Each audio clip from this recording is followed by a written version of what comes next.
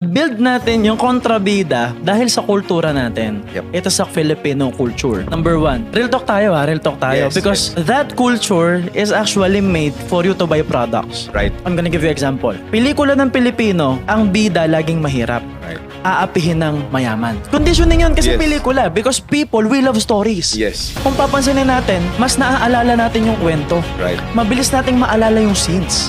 Yes. Hindi yung lessons, yung scenes itself. Yes. So tayo, ang utak ng tao, we like creating narratives. Yes. Ang bida mahirap, aapihin ng mayaman. Yung mayaman, nakasut din, may tattoo din, kalbo din. Yung drug lord.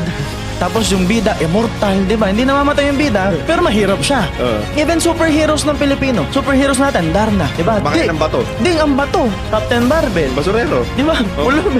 Gagonggoy. Ganon din. Ganun din, basurero din. Basurero din. So, laging ang narrative, the heroes that we have, Teka lang, may tanong mahirap. ako. Bakit si Batman bilyonaryo? Exactly. Si Iron Man bilyonaryo?